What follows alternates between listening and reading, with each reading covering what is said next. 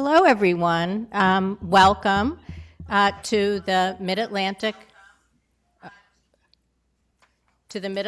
Public Health Training Center's Grand Rounds. I guess I was a little too close to the microphone on the first go. My name is Janie Gordon, and I'm the Program Administrator for the Mid-Atlantic Public Health Training Center. And on behalf of the Training Center and the Maryland Department of Health and Mental Hygiene, I'd like to welcome everyone to today's presentation, our May Public Health Grand Rounds, which will address Lyme disease in 2013, lessons learned in surveillance and diagnosis. Before we get started, I have a few announcements. For people who are watching online, please check out our archived Grand Rounds and other online trainings. And I'd also like to draw your attention to some of our live in-person trainings that are coming up, including engaging audiences and stakeholders using data and strategic partnerships. And that will be this Monday, May 20th. So if you're interested, you have until tomorrow to register. Team building, June 7th in Dover, Delaware. Practical grant writing, June 10th in Howard County. And developing health education materials, June 13th. In Howard County. And also the May 20th session will also be in Howard County. You can visit our website to learn more about these trainings. Some of you know that we had technical difficulties with our April Grand Rounds, which featured Dr. John Bartlett addressing STI hot topics, what's new in sexually transmitted infections. We apologize for that problem, and this webcast is now available for viewing on our website. Our next Grand Rounds on June 19th will address college drinking in Maryland, what's happening and what works. So be sure to mark your calendars. For those watching online, you can email a question for today's presenters by simply clicking on the link. With that, we're ready for our presentation on Lyme disease in 2013, lessons learned in surveillance and diagnosis.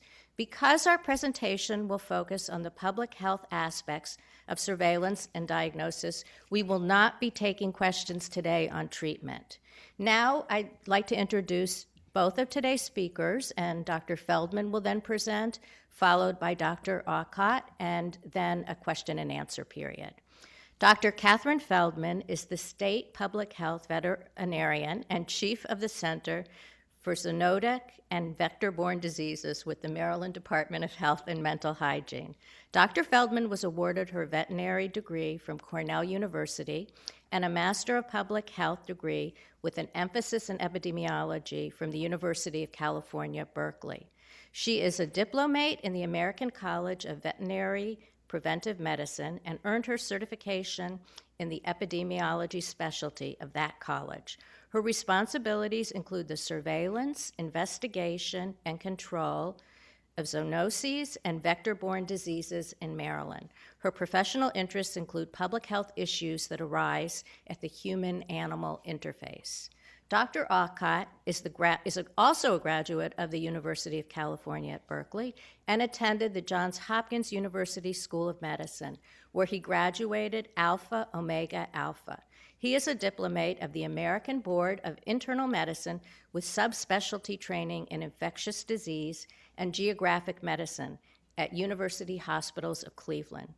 In 1996, Dr. Aucott joined the clinical faculty of medicine at Johns Hopkins School of Medicine, where his focus has been on patient-based research in Lyme disease. He is currently the principal investigator at Johns Hopkins on the prospective cohort study SLICE, examining the impact of acute Lyme disease on long-term health outcomes and immune function. In collaboration with the Maryland Department of Health, he has developed innovative educational tools designed to help health practitioners more accurately diagnose Lyme disease. Dr. Aucott is a leader in creating biorepositories of blood samples for clinical research in Lyme disease. He is on the organizing committee for the upcoming National Institute of Standards and Technology sponsored workshop to accelerate progress in Lyme disease measurement technology. And with that, I'll turn the program over to Dr. Feldman.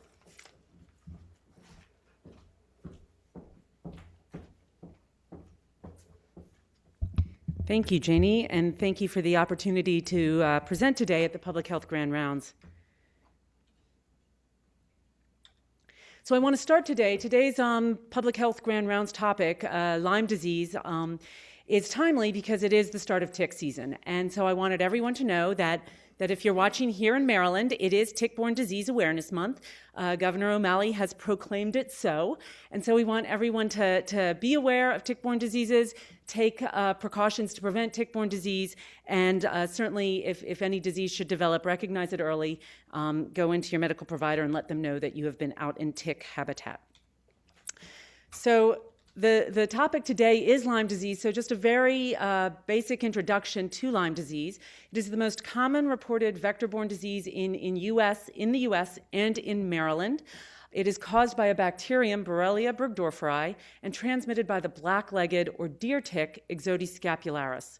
It's a systemic disease with protean manifestations that generally arise 3 to 30 days after a tick bite, and it can progress through multiple stages if not treated early. The earliest stage is the early localized stage, and here is an image that shows the erythema migrans rash that occurs in 70 to 80% of patients. Doesn't always look like that, but this is a classic textbook erythema migrans or bull's eye rash in early Lyme disease. In 2011, 96% of all reported Lyme disease cases came out of 13 states. And if there was any doubt in your mind that Maryland was one of them, I hope this map erases that. So Maryland indeed contributed to a lot of the Lyme disease reporting and continues to contribute to a lot of the reports of Lyme disease in the U.S. And again, to put it in context here in Maryland, after chlamydia and gonorrhea, it is the third most common reported notifiable disease here in Maryland. These are the statistics for 2011, but this has been pretty consistent over time. And certainly we're closing out our 2012 data now. Certainly we'll hold this position for 2012. So again, these are public health grand rounds, and as Janie introduced early on, we're going to be talking about the public health aspects of Lyme. So I want to really emphasize what those are before I focus in on surveillance. So in public health, we focus on education to emphasize the prevention of tick bites and on the early detection of tick-borne disease so that early treatment can be sought, which will result in a better outcome. Again, it is a bacterial disease, and so it can be treated with antibiotics. We conduct surveillance for Lyme disease, not to go and pull a product from the shelf or to administer prophylaxis, as we do for some other diseases. But there are some very important reasons why we do conduct public health surveillance for Lyme disease. First and foremost, we want to understand the burden of Lyme disease in the community, and I've already demonstrated that it has a tremendous burden, and so we want to, that has an impact on our Maryland residents, and we want to make sure we can understand that. We want to be able to target our prevention messages by knowing who is at risk. So we use the surveillance data we collect to examine who is most likely to get Lyme disease, who most likely is reported to have Lyme disease. We also use these data to examine the geographic foci in which there might be greater risk of Lyme disease transmission from the tick, and to monitor trends over time.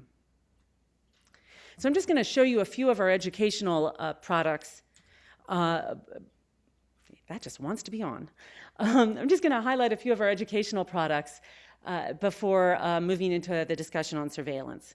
And I'm particularly fond of this slogan, Maryland Get Ticked Off, in our Maryland colors. So you'll see that displayed on several of our products. But it's important to understand the ecology and transmission of Lyme disease in order to make our prevention messages. So before I get into the actual products, I'm just going to spend a minute on this slide because it is so illustrative of the challenges we have in our educational messages because the transmission is complex. So this graphic from the CDC depicts the Lyme disease transmission cycle, and it occurs over 2 years. In brief, the tick eggs hatch out to larvae. These larvae are uninfected, and they need to take a blood meal off of an infected small mammal or bird in order to acquire infection. Following the blood meal, they'll molt, and all of us in Maryland understand molting in our crabs. So I know those in the audience know what that means. So the larvae molt into nymphs, and the nymphs are most active in late spring and early summer, so essentially now, which is why Governor O'Malley has proclaimed it Tick-Borne Disease Awareness Month.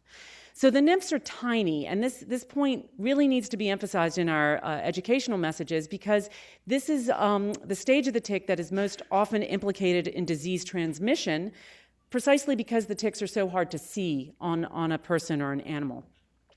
So these nymphs are approximately 1 millimeter in size, and they also need to be attached for at least 24 hours before they can transmit infection. So these are important messages to convey in our educational messages. Following the blood meal, the nymphs will then again molt into adults. The adults are very happy to take a blood meal off of a human, but what they really like are deer, as does the nymph. And so deer are critical in the life cycle of ticks, but they serve as hosts for the tick and not actually for the Borrelia pathogen. So just to emphasize to the audience how tiny the nymphs are to spot, you may not have seen the nymph on this individual's arm, but indeed there is a nymph attached. And so those are some of the challenges, or highlight the challenges we have in educating the public about Lyme disease and its prevention. So this is one of our brochures, Maryland Get Ticked Off, really trying to emphasize on this side of the brochure some basics as to how to remove a tick, on the other side, how to recognize tick-borne disease and tell a little bit more about the disease. All of these brochures are available to anyone who just let me know and we can make sure you get some. We also have a poster, similar graphics, really designed to emphasize how to get the tick off. Very much appreciated by the summer camp community. And we typically distribute hundreds of these at the start of camp season. The brochures and the posters are available in Spanish and English. And then finally, this is what was mentioned earlier in Dr. Aucott's biography. This is the collaborative effort that he and I worked on, and by I mean the Maryland Department of Health, of course, where we are reaching out to providers for that early detection and making providers aware that bullseye rash may not always look like a bullseye. So if they're presented with a rash that doesn't look like a classic target lesion, don't rule out Lyme disease right away. It might actually be Lyme disease. So that was just a very brief introduction to some of our existing educational efforts. I want to move now into the surveillance aspect, because that's really what the focus of this presentation is about. And so I need to describe surveillance in Maryland.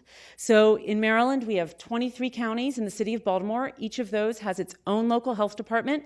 Those are the public health boots on the ground, the disease investigators, the sanitarians, the public health nurses. And so surveillance starts at the local health department. The process is a little bit complicated, but if we start with our target lesion up here in the upper left, a patient presents to their healthcare provider, and the healthcare provider suspects Lyme disease. If it's early in the course of illness, such as this patient with a target lesion, the diagnostic testing may be negative, so labs may not even be ordered. Sometimes labs are ordered depending on the stage of the disease or what the healthcare provider wants to do, and so that arrow across the top of this graphic shows that order being made to the clinical laboratory, and the clinical laboratory reporting the results back to the provider. In Maryland, positive Lyme reports are also required to be reported to the local health department. So the vast majority of our Lyme disease reports come from the clinical labs straight to the local health department. And that will trigger a disease investigation that involves the local health department investigators, surveillance personnel, reaching out to the healthcare provider to gather additional clinical information, such as onset date and signs, so that a determination can be made as to whether this truly is a case of Lyme disease. So the local health department reviews each of these reports, makes a determination, enters it into our database that we call NEDS, and that data is transmitted up to us at the state health department, where we review those cases. And just to give you a sense of what I mean by classifying and reviewing the cases, we don't just take any report of Lyme and say, hey, that's a Lyme case. There's a systematic set of criteria that are used to evaluate each and every report that comes in. And it combines clinical information with laboratory diagnostics. And the systematic case definition is set by the Council of State and Territorial Epidemiologists. And so this is the current case definition for Lyme disease that describes the clinical aspects. This is the current diagnostic testing that is incorporated into the case definition, and I'm going to go into it only to say that it's complicated. It's not as simple as growing a pathogen in culture and saying, boom, that's it, as we might do for some of our foodborne pathogens. It's a sequential two-step process. It's confusing to the public, it's confusing to the medical community, it's confusing in the public health community. So it presents a challenge, and the reason I'm emphasizing that is that it adds complexity to the surveillance process. And then finally, this is the case classification with our various classifications: suspected, probable, and confirmed. And we're not going to get into the details of any of that, but it is important to be aware that there are these various classifications, and that in order to be classified as any one of these, you need to have met certain criteria. There's also a whole lot of reports that come into the local health department and then essentially get ruled out or get considered not a case. And there's some reasons why they get called that. So for every confirmed case, there are many more cases that are reviewed and investigated. I should say many more reports that are investigated. So I want to give you some examples of how our surveillance data allow us to better understand the burden of disease and know who is at risk. And so these are our Lyme disease reports, confirmed and probable. Please be aware that the case definition has changed over time. The most recent case definition change was in 2008. So when you review these data, it's really important to understand that there is a lot that goes into this. It's not as simple as saying, oh, we had 1,100 cases in year X. There's a lot that goes into it, including things like case definition changes. And so you can see on the left of this graph in 1990, when Lyme was first reportable, you can see that there's been a steady increase. You can also notice that in 2007, there was this huge jump in reported cases. I don't think that actually in Maryland, all of a sudden, there were 2 times the number of cases as there had been the year previous. I think what happened was detection was better. And then there's been this somewhat hard to explain decline since 2007. And again, I don't think all of the decline is real. There may be an aspect of it that is real. But suffice it to say, there are hundreds and hundreds of cases of Lyme disease in Maryland. And then if you look at who's getting infected, it's actually a bimodal distribution. These are, again, our reported confirmed and probable cases. The time frame now is 2007 to 2011. And this parallels the national data. So typically it is children age 5 to 15. And then adults 45 to 59 who have the two peaks in this bimodal distribution. In the younger set, it's typically more males than females, and that's evens out a little bit as the population ages. And then I'd also like to give some examples of how we use our surveillance data to determine geographic foci of disease transmission and also monitor trends. And so this is from a paper by Frank et al. From 2002, using the Lyme data from 1993 to 1998. And the darker areas on this map show a higher Lyme disease incidence rate. And you can see here that the upper eastern shore really blacks out from the high Lyme disease incidence, as does this area north of Baltimore City along the Gunpowder River and Deer Creek, that actually forms an arc. If you look at the darker areas as it moves from those darker areas north of Baltimore City, moving west, southwest. I have to figure out my directions here, down to Montgomery County. And if you look at similar data, the map I just showed you was plotted by zip code. We've recently taken our 2007 to 2011 data and mapped it similarly, but by census tract this time. You see that the same area on the upper eastern shore still is very, very dark.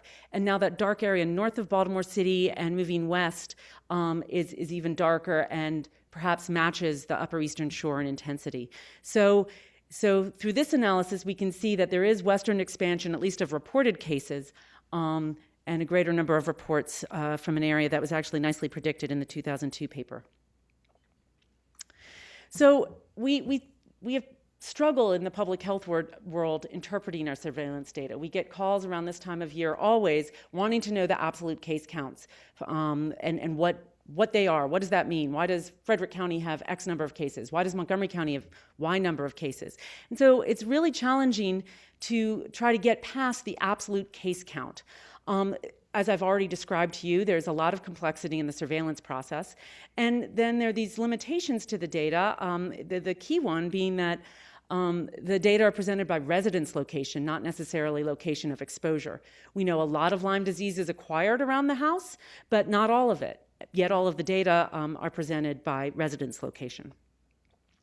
So our key public health messages try to get away from those absolute case counts and just emphasize that Lyme disease is endemic throughout Maryland, and we want everyone to take precautions to prevent tick bites and learn to recognize the signs of tick-borne disease.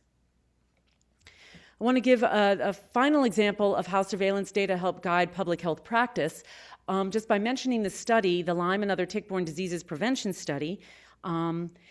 The study hypothesis is that a single well-timed acaricide application to residential properties in Lyme endemic areas will reduce the incidence of tick bites and tick-borne diseases. And so this is a study in which Maryland was fortunate to participate with Connecticut and New York and the Centers for Disease Control and Prevention. It's a randomized, blinded, placebo-controlled trial in which acaricide is applied to half of the enrolled properties, the perimeter of the properties, and the other half of the properties received a water placebo. This study is very important because it's one of the first studies to look at, or it is the first study to look at a human disease outcome. We are measuring physician-diagnosed tick-borne illness, and we're also measuring human tick encounters. Over 2,500 houses were enrolled in those 3 states, and the actual implementation of the study occurred in 2011 and 2012. The analysis is ongoing. But this map will show you the study sites in New York and Connecticut and Maryland.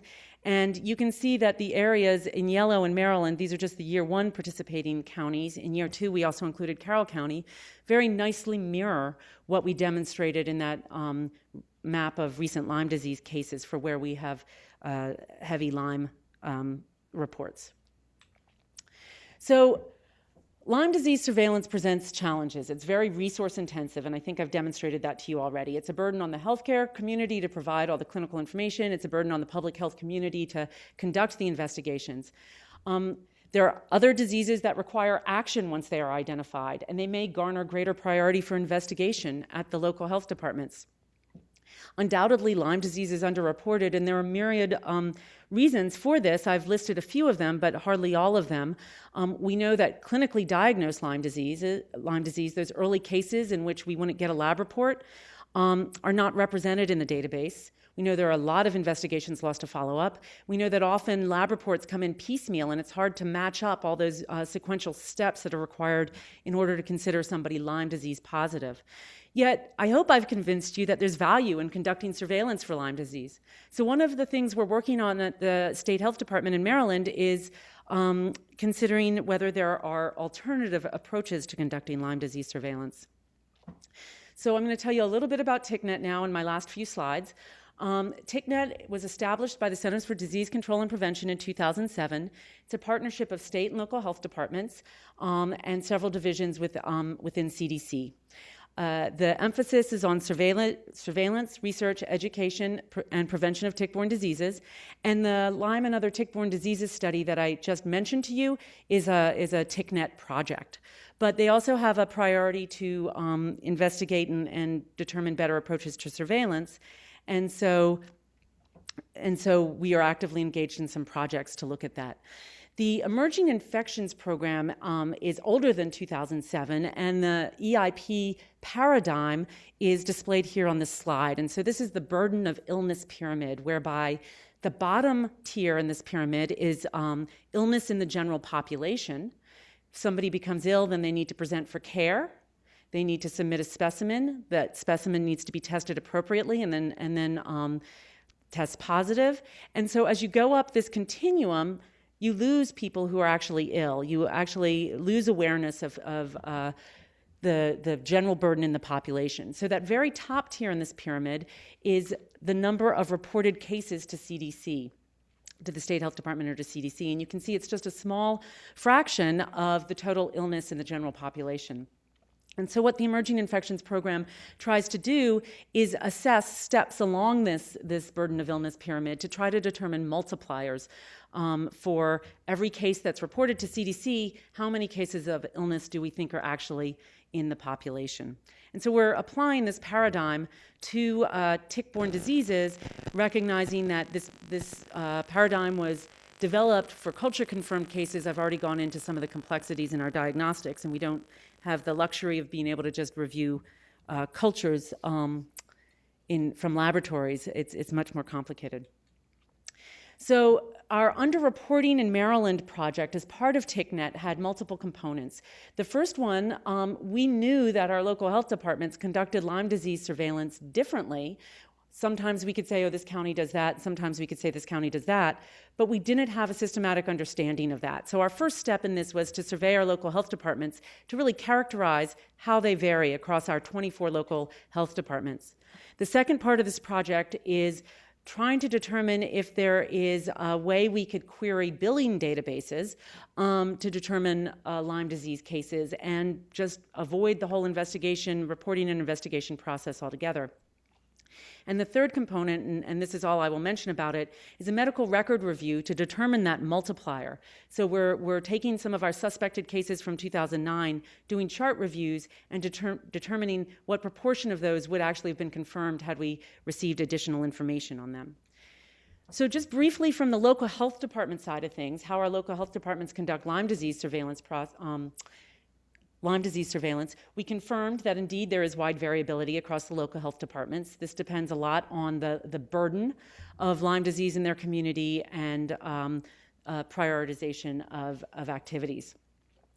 The local health departments were very vocal in that they're trying to streamline their Lyme disease surveillance by prioritizing those investigations that are going to most likely result in a confirmed case. So put their efforts into the reports that are most likely going to be confirmed ultimately, and maybe not investigate at all those that have less of a chance. We know that personnel has been lost. In 2010, 3.4 full-time equivalents who were involved in Lyme disease surveillance were lost across all of our local health departments. I described how when a report is received from a laboratory, the surveillance personnel has to reach out to the provider to get additional clinical information. Well, often they have to go back at least a second time to that provider to request that information, and some local health departments requested as many as 4 times. So it's a very burdensome, labor-intensive process. And then this final bullet is very eye-opening, that for each Lyme disease report received, the local health departments estimated that they spent a median of 2.6 hours investigating that report, and that's just a lot of time. And so then finally, I'm going to close out with these explorations into alternative approaches to Lyme disease surveillance. And so specifically, we are looking for billing codes, ICD-9 codes, that can predict confirmed Lyme disease cases. And so how we've approached that is we've gone to our 2009 Lyme disease cases, and we've selected a 10% random sample of those across all the case classifications. Then we've gone back to the providers, the medical providers, and asked them what ICD-9 codes they assigned those patients. And then we're looking at the sensitivity and specificity of each of those codes as a predictor for confirmed Lyme disease cases. We're also trying to combine codes to see if that'll increase sensitivity and specificity. So by codes, what do I mean? If a provider sees a patient for Lyme disease and diagnoses Lyme disease at that visit, they might assign them the ICD-9 code 088.81 for Lyme disease. They might also assign them a code of Rash or malaise. So there are a number of different codes that can be associated. You can have more than one code per visit, and so it's those codes that we're using in this analysis. And so here's just a single example of looking at that Lyme disease code I just mentioned, the 088.81, and looking at the sensitivity and specificity for confirmed cases of Lyme disease, comparing to our not a case patients from 2009. And you can see we have a really low sensitivity here of 42% and a specificity of 76%. So again, we're asking the question, if we combine that Lyme code with some of the other codes, does that improve sensitivity without costing specificity? And so here's just a graph of some of our explorations. That leftmost point is Lyme only, sensitivities in blue and specificities in green. And then as we add in additional codes, so you can see that first one might be Lyme only, the second one might be Lyme or Rash. Third one might be Lyme or Rash or cellulitis. So as we add in these codes that have been systematically pulled from our investigations, you can see that sensitivity does indeed improve, and it doesn't cost specificity a whole lot. And, honestly, we don't know what the sensitivity and specificity of our current system is. So we got as high as 61 or 2% sensitivity here. That might be as good as what we're doing with our current system, and it's a whole lot easier to query a database to determine possible cases than it is to go through that process I described earlier. So in summary, a considerable amount of Lyme disease is here in Maryland, regardless of the exact numbers. And also a considerable amount of effort is expended determining that amount of Lyme disease. Public health plays a key role in education, specifically the prevention and early recognition. And here in Maryland at the State Health Department, efforts are underway to reduce the burden of Lyme disease surveillance, at the same time trying to understand the true burden of Lyme disease in the state. So I just want to acknowledge all of the contributors. A lot of this work has been pulled from various activities, and so a lot of people have contributed to this. And I specifically mentioned the Centers for Disease Control and Prevention here under the Emerging Infections Program, but I also want to make sure that Connecticut and New York emerging infections programs are acknowledged as well. Thank you.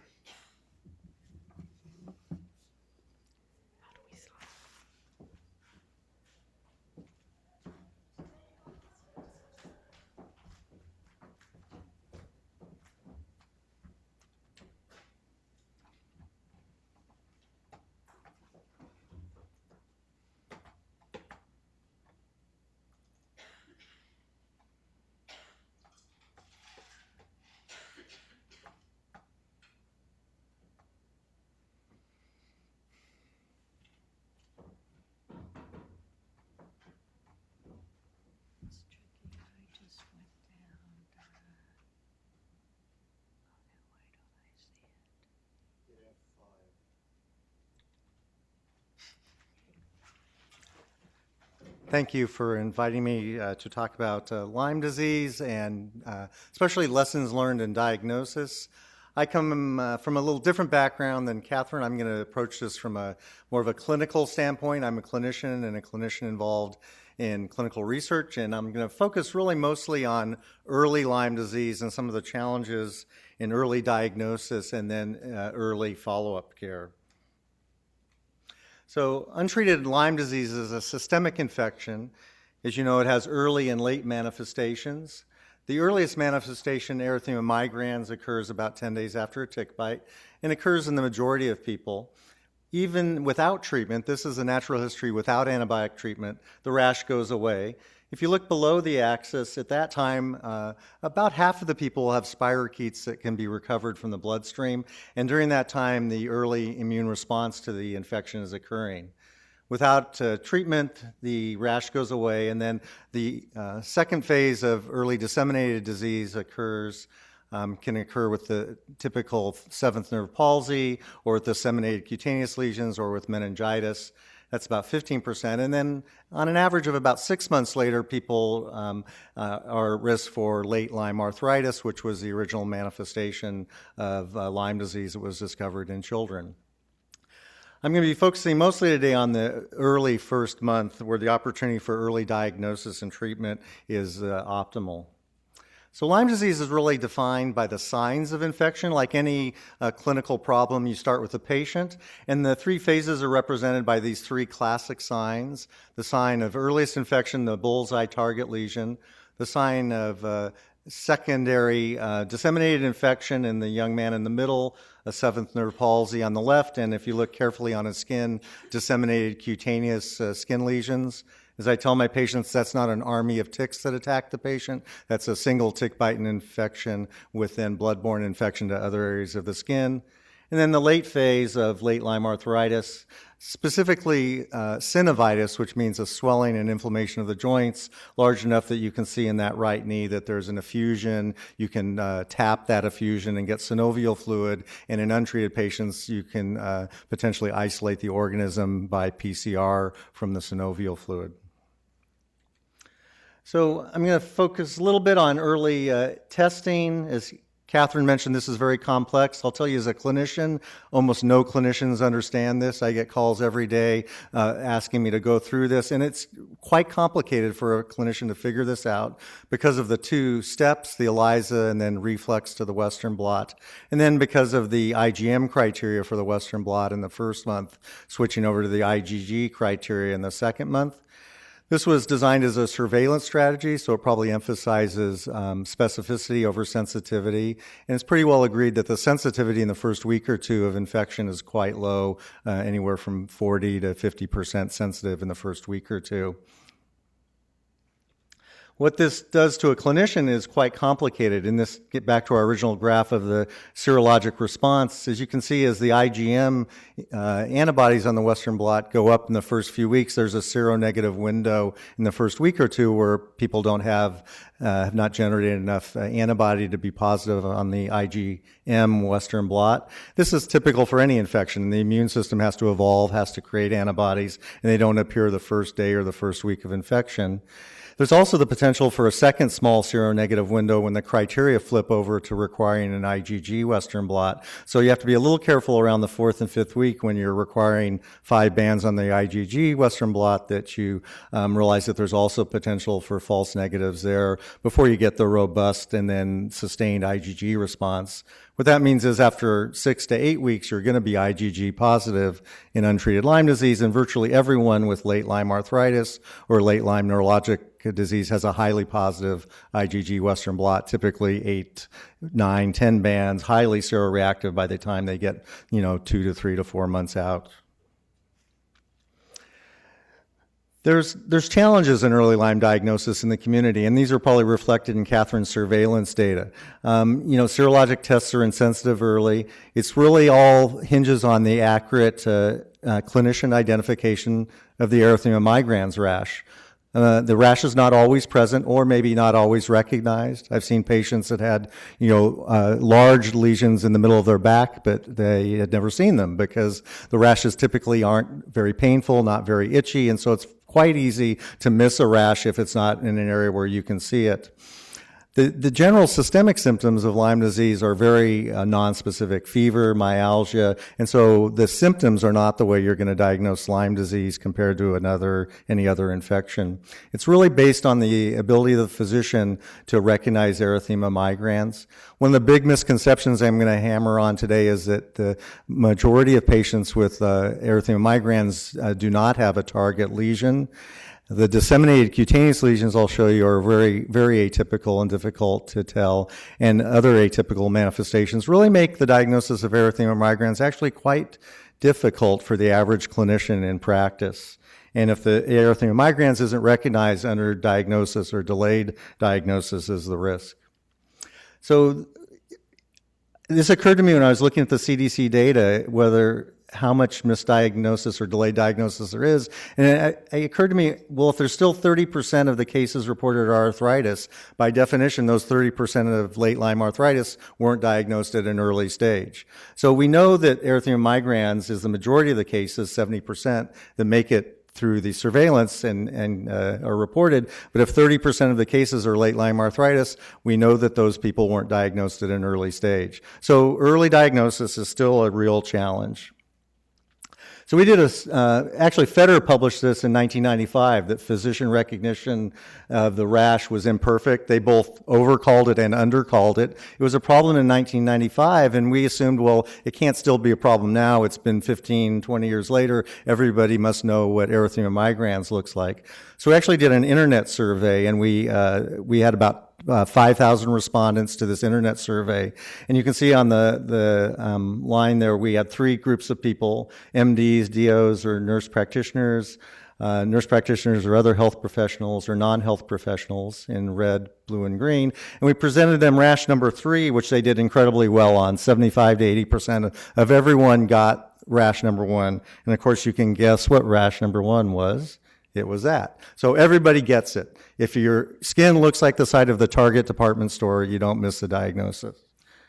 The problem is rashes number 1, 2, 4, and 5, that next group, you see the correct response rates are under 40% for all categories, not just the lay public, but also health professionals. And what are rashes 1, 2, 4, and 5?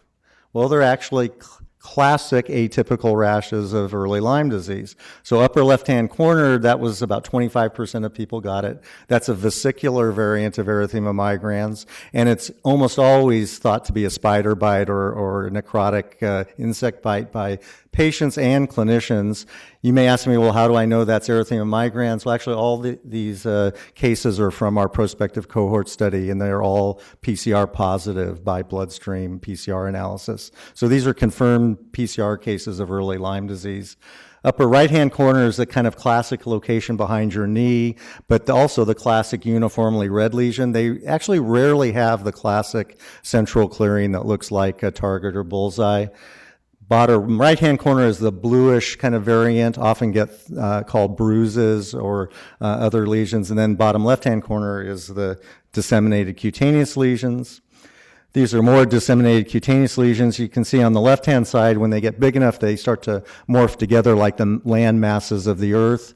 Incontinence, they're never perfectly round or oval like the primary lesion because these are blood-borne lesions. And they are actually, dermatologists will miss this diagnosis as well because they're so atypical. So we need to improve the diagnosis of erythema migrans, and I'm going to talk a little bit more about that, how we can increase the accurate identification of this early stage. It really starts with patient awareness, because if they don't seek care, the rash goes away on its own, and then they no longer have the telltale sign. Patients need to be taught that that there's a difference between EM and spider bites. Actually, brown recluse spider bites are incredibly rare in Maryland. Other conditions that gets confused with are poison ivy, even though the EM rash is not typically that itchy. And then we need to increase clinician sensitivity and specificity for the diagnosis of EM, because frankly, it's a test, and it has a sensitivity and specificity, and it is the test in early Lyme disease that we need to rely on. Finally, I'm going to end the talk with kind of the future. I firmly believe that in the future, we really need better biomarkers for the actual direct detection of infection to supplement the clinician's ability to diagnose Lyme disease. So I'm just going to show you some of the educational tools that we've developed. I'm also going to talk a little bit about an idea that I've been working on with Dr. Taylor about thermal enhancement, or using photography for early identification, and how we might be able to use photos that patients take to help them diagnose. I've diagnosed cases of Lyme disease when my patients were in Europe, when they email me a photo, and it's actually quite helpful to get photos of rashes, because by the time the patient gets to you, the rash may have gone away or may not be apparent. So Katherine mentioned our poster that we produced together. We're in the process now of thinking about ways to make more usable forms of this that might be smaller, that people, physicians or summer camps can use in their locales. So we have all the graphics that we're going to morph into different types of formats to use in different locations. I put this poster up in my exam room, and almost every couple days a patient will look at it and go, oh, I've seen one of those before, and they're not a Lyme patient. I mean, it's amazing how people will look at these and actually think about whether they've ever seen a rash like that on a family member themselves. This is one of my favorite things. We've been investigating what makes the rash lesion a target lesion and how the thermal characteristics of the rash might be important. So on the left-hand side is a visible light photograph of a patient with erythema migrans. Again, you can see it's not a typical bullseye or target lesion. And when you put your hand on these lesions, they're warm. So we had the idea of looking at these with infrared photography. And on the right side, that's what an infrared photo of that rash looks like. There's a BB marker in the middle, but all the rest of it is the thermal image. So you can see it's really quite spectacular. So the rash actually kind of looks like a tick, doesn't it? It's got legs, and these draining lymphatics and venules are hot. This sensitivity of this infrared camera is quite good. And you can see that these are very warm lesions. White is the hottest, red is a little less hot, and then green and blue are cool. And so we've had the idea of maybe using infrared photography to help understand why some lesions take on the target appearance and others don't. Also, to screen patients to see if they have disseminated cutaneous lesions that you can't see with visible light, or possibly even seeing a primary lesion that's not visible on regular light.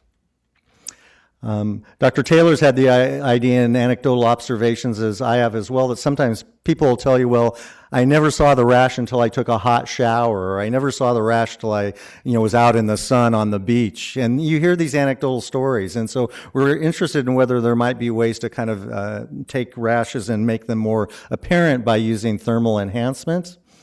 And Dr. Taylor's come up with a protocol, actually, that we're considering using, of having people, combine thermal enhancement by taking a hot shower or a cold shower, and then most importantly, getting a photograph after those maneuvers to see if we can bring out lesions that then they could, send to their provider a digital image and help to make a more sensitive diagnosis of erythema migrans.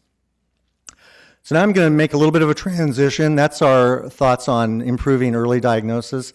Now I'm going to transition to a little more controversial area, but I think if you're in public health, you've not escaped the incredible burden of what happens to patients after they've been treated for Lyme disease. And this is the whole topic of post-treatment Lyme disease syndrome. Your patients or clients might call this chronic Lyme disease, but I'm going to use the very specific term post-treatment Lyme disease syndrome because it describes what it is. It's post-treatment. These are symptoms after antibiotic treatment. And it's a syndrome because it's really characterized by symptoms, the primary symptoms being fatigue, widespread pain, and cognitive difficulties, or what are sometimes labeled subjective symptoms.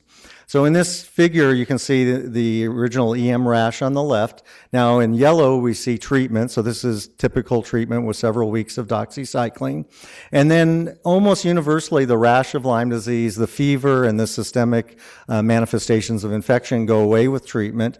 But what happens, and this is data pulled right out of a prospective treatment study done by Dr. Wormser, in follow-up, you see that the objective findings, the fever, the rash go away, but some subset of patients continue to report symptoms after treatment. And this is what's called post-treatment Lyme symptoms, or if they persist out to 6 months, post-treatment Lyme syndrome.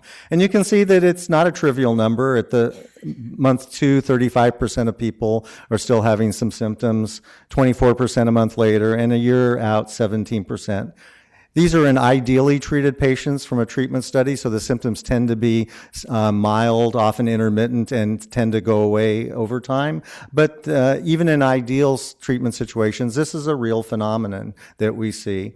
You can see on the bottom axis, below the axis, that the serologic response is slightly different when you have early treatment of erythema migrans. Not everyone develops a robust IgG immune response, depending how early they're treated in their infection. So this is an area I think that very rarely gets talked about. What do you do for treatment follow-up in patients after you treatment of early Lyme disease? In fact, I think some physicians don't even do follow-up visits, and I'm not recommending that, but I think there's kind of this lack of awareness that treatment follow-up is important with early Lyme disease. What we're really measuring cure, it's really based on a repeat physical exam to document resolution of the rash. That's really the main outcome measure to document cure at this point. Serology does not act as a biomarker to document cure. You'll see a lot of physicians ordering convalescent serology with the idea that if the patient's cured, the serology should go down, sort of the way you would do syphilis testing. That doesn't work in Lyme disease. So the real test of cure is the patient's findings, their rash. And what should you look for at follow-up visit? Well, one is to make sure the rash goes away. There are a few percentage of people whose rashes don't respond to treatment and have to be retreated. But even more importantly, you're looking for evidence of neurologic complications. The rare patient, even with early treatment, can get a seventh nerve or cranial palsy, and those rare cases need to be considered for neurologic involvement and diagnosis and potentially retreatment. And then what you're often are going to find is this issue of post-treatment symptoms that are still persistent at follow-up after antibiotic therapy. And I think this is a really important area that we don't talk about much, maybe because of the fear of the chronic Lyme controversy, but I think it's incredibly important. And what we really probably need to think more about is helping our patients with their expectations of how their health is going to resolve and their illness resolve and regain their health after their treatment. And one of the areas that I've been working with Dr. Taylor is this whole idea of anticipatory guidance, which kind of means helping your patients know what to expect. How fast am I going to get better? When are all my symptoms going to go away? Without guiding our patients, they really don't know how fast they're supposed to get better. I'm actually pretty sure the physicians don't know how fast they're supposed to get better. And so this is some data I'm going to show you. These are actual data from our SLICE prospective cohort study. This is a 2-year prospective cohort study involving controls. So the controls in the left-hand group are non-Lyme infected individuals, and then the SLICE cohort patients are in the next 7 groups. The first group is their pre-treatment visit. So we enroll patients in the study with active erythema migrans. These people all have erythema migrans. Every patient in the study, then there's about 100 now, have a picture of their erythema migrans rash. And at their pre-treatment visit, they're sick. I mean, they haven't been treated yet. So you can see their pain scores here are quite high compared to the controls. And they're treated with doxycycline for several weeks, and they come back at their post-treatment visit 3 to 4 weeks after disease onset, and they're finished their antibiotics. And you can see that their pain scores are markedly lower, although there's still a couple people that have elevated pain scores. The people in the red, if you haven't figured it out yet, are the ones that are going to have persistent symptoms that last 6 months. And the people in black are the ones that get better. And you can see that over the 2 years of follow-up that some of those red guys persist and are still having some elements of pain 6 months, a year, and even 2 years later after the treatment of their Lyme disease. So not all of the symptoms go away.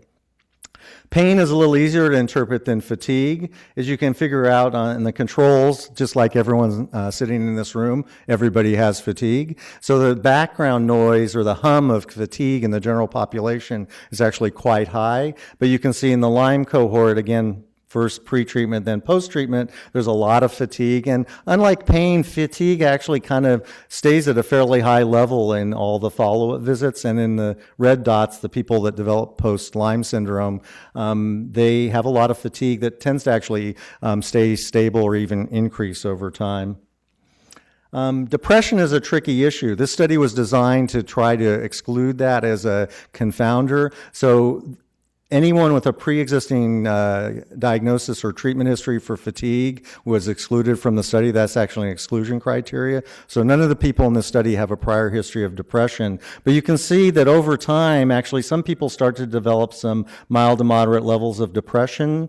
When you pick apart the depression index here, the Beck depression, this is mostly being driven by somatic symptoms like fatigue and things that are somatic symptoms that you would expect would overlap with the post-Lyme symptoms as well.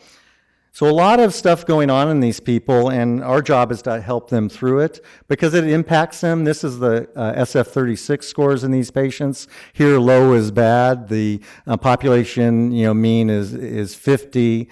And you can see that these symptoms impact patient function. And that's really what it's all about. Without figuring out why this is happening, we know that function in the patients in red is impacted, and they're below the 45th percentile for function for matched controls. So this is something that impacts people's lives, and we need to figure out ways to help them understand it and help them through it. So this whole idea of anticipatory guidance that we're working on, and it really has to do with following up patients and helping them understand after their antibiotic treatment what's going on and how to work through any symptoms that are still present. It emphasizes, I think, understanding and self-care.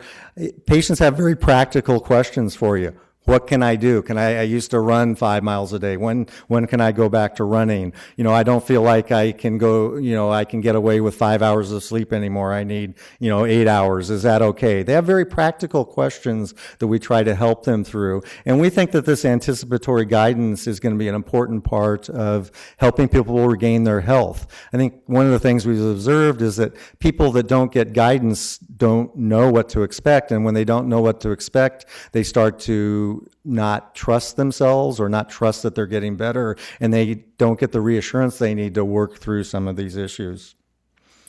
In the long run, though, I'm convinced that we also need better biomarkers for early diagnosis of Lyme disease, biomarkers that help us know when somebody's better from Lyme disease, and frankly, biomarkers to help us understand the pathophysiology of people that develop persistent symptoms. Because of this, the National Institute of Standards and Technology is sponsoring a workshop on June 6th.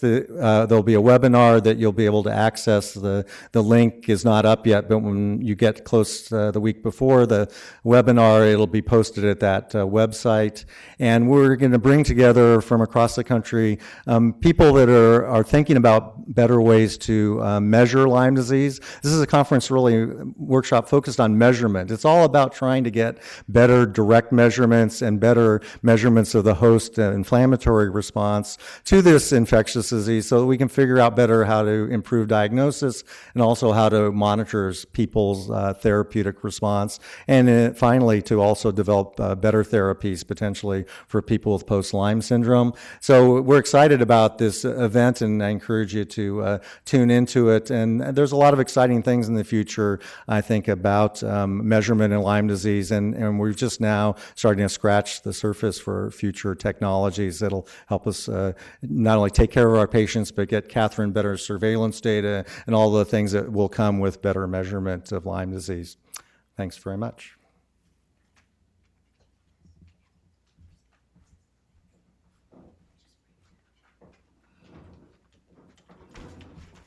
Thank you very much. That was really interesting. I want to just note before we go into questions again that we are not going to be addressing treatment. And also, again, we've had some technical difficulties, unfortunately. So many people will not be able to see the webcast until the end. So we probably won't have very many online questions. But we will be able to post it on our website in full and hopefully resolve this problem, which seems to be a new problem just the last couple of times. But we did have one question online, Katherine, that maybe you could answer that has to do with pets. And if you take something that you think is a tick off your pet, how do you know it's a tick and whether you should take your dog to the vets? Do I need to do something to make this work? Push. Fabulous. So, as a veterinarian, I can't help but respond that if you have any questions about your animal's health, tick or otherwise, please see your veterinarian. They're a great resource, and I would say that veterinarians frequently encounter ticks and generally know their ticks pretty well. So you can probably get some good advice. There are also some very effective treatments or preventives for your pet that can help protect your family from having your pets bring ticks into your household. So definitely discuss flea and tick control with your vet and thereby help prevent ticks being brought into the house. Okay. Before we go to the live audience, I had a question that went back to the public health investigation when local health departments go back to the provider and investigate. Is there any kind of I'll call it like partner investigation in public health lingo, but going to family members or friends that might have had the same outdoor exposure? Right. So, you know what there isn't now, we don't even in our surveillance system go back to the patient that much. And so pretty much the investigation focuses on gathering additional clinical information from the healthcare provider. Now, one of the things I mentioned in the course of my presentation was that we often don't have great exposure location data. We really just have the residence of the patient. And so some other ideas that we're floating are to do more intensive interviews with the patients to better ascertain the exposure locations so that we can start to get a better sense of how much Lyme is acquired around the house, how much is acquired during recreational activities and things like that. So at this point, our bread and butter public health investigation for Lyme disease doesn't typically include communications with the patient. Some of our local health departments do communicate with them, but so there isn't a partner aspect at all. And John, is that part of the provider education to look at family members? It's typically not. It comes out sometimes in the history, but it's typically not at this point. Okay. Okay. Do we have any questions in the audience? Okay. Can you just wait till, before you ask your question, wait for the microphone? Had a question about thermal imaging and or Lichia or the other tick-borne atypical rashes. Is Lyme distinctive in distinguishing those? I mean, on a clinical basis, the rash of Lyme disease is, almost always oval or round. And I always tell people, if you can't take a magic marker and just go around it, it's not Lyme disease. The rashes of Ehrlichia anaplasma are very different. They're kind of macular, red. They're not single lesions like that. And to be honest with you, I probably see 100 patients with Lyme disease versus the other ones that we know about at least. So I don't see many patients with rashes due to other tick-borne infections, to be honest. Yeah. Okay, there's another question from online. What about addressing secondary or co-infections, such as other bacteria, viruses, or even parasites associated with the tick bite and Lyme disease? Sounds like you. Okay, so again, going back to what the public health emphasis is, and we really try to emphasize that preventing the tick bite in the first place.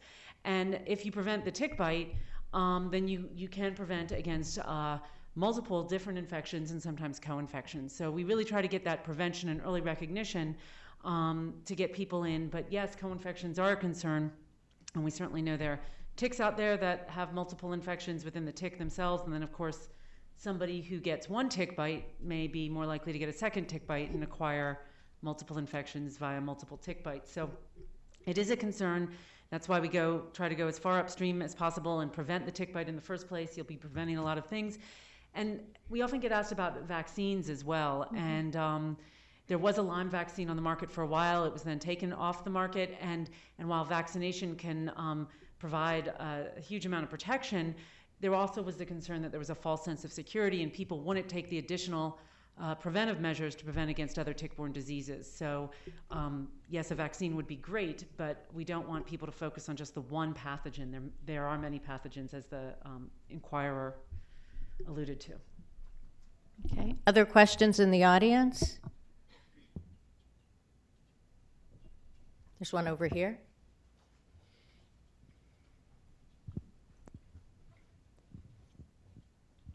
I was curious about sort of follow up on the question about thermal enhancement. I'm not aware there's been a whole lot done, or what do you know in terms of other rashes and thermal imaging? I think that seems to be fairly new in my experience, or even the person who asked the question. All right. Most of the literature is actually for early cancer detection when you look in the thermal imaging, so it's looking at, breast cancer detection and malignancies. So there's almost no literature on rashes with these are really high resolution thermal images.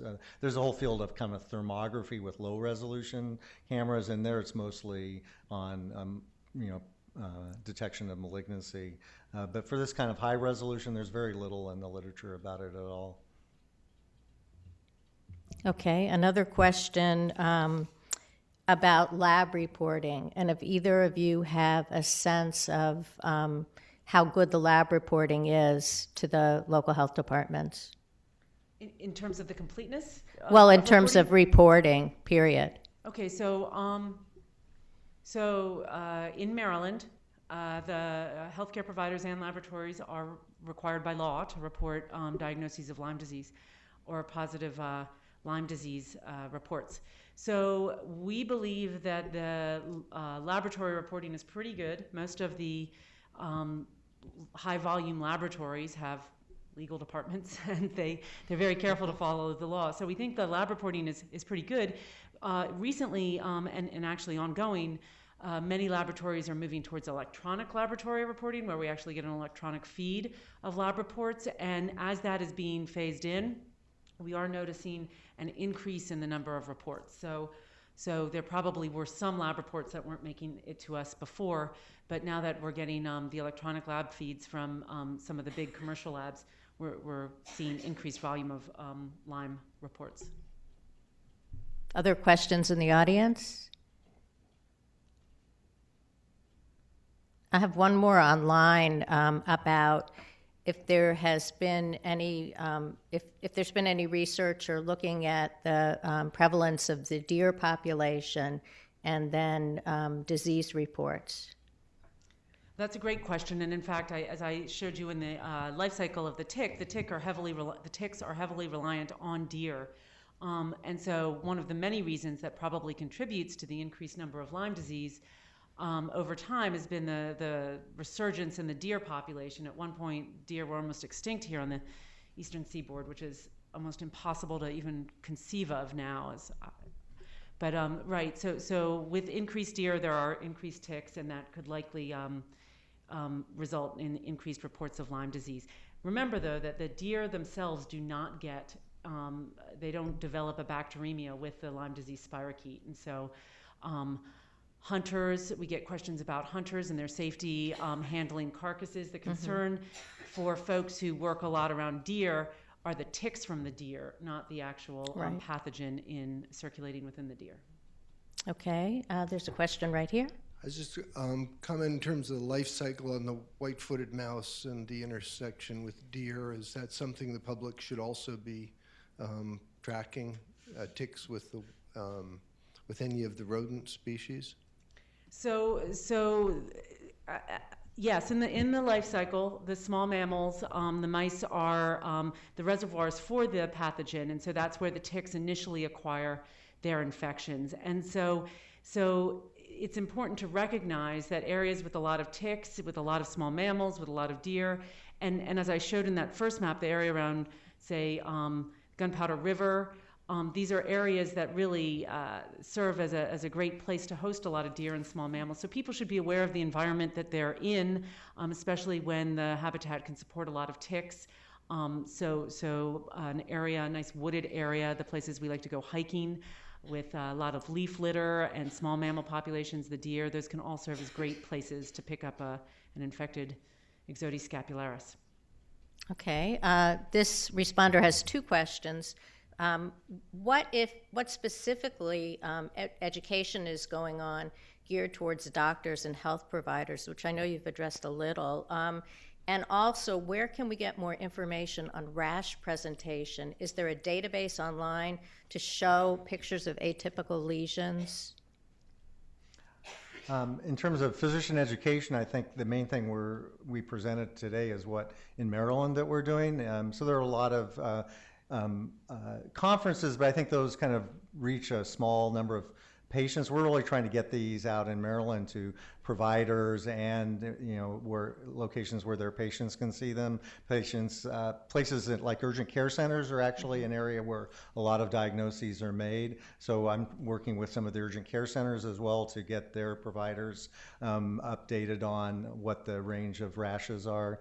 So I think it's just keep sending the message out, because education is an ongoing process. We're trying to get different formats of the material too that could be used, in summer camps and places as well, is what we're working on.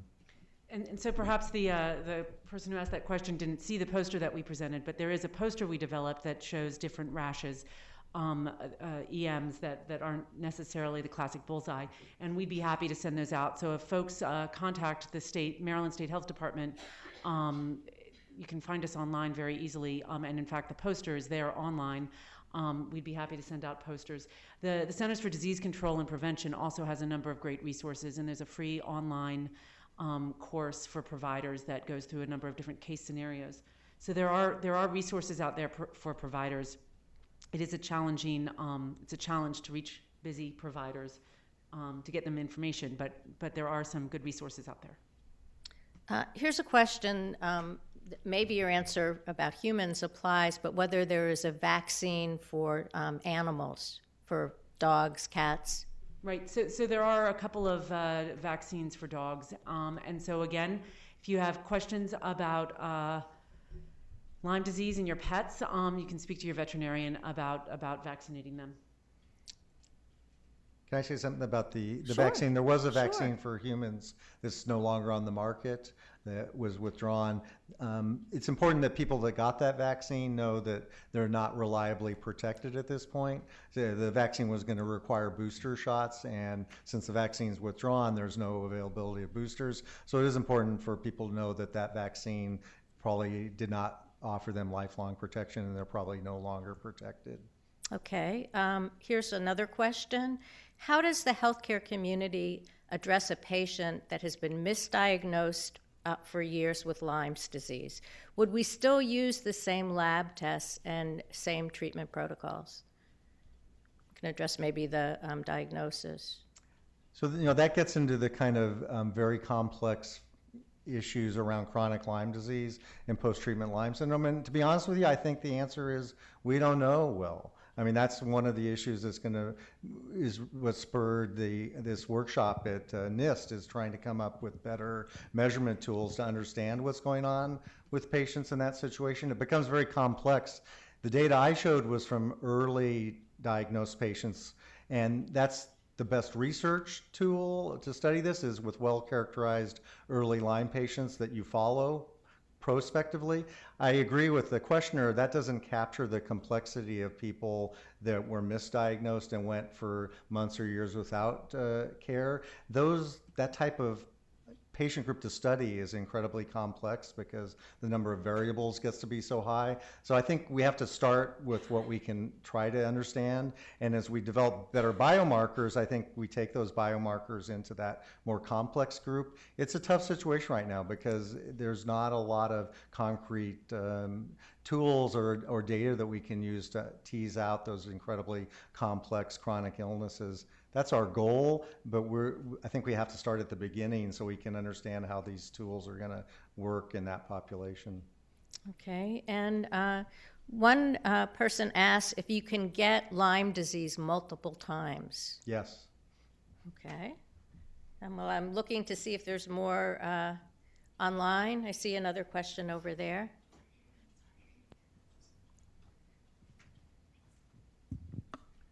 Does the blood bank screen for Lyme antibodies?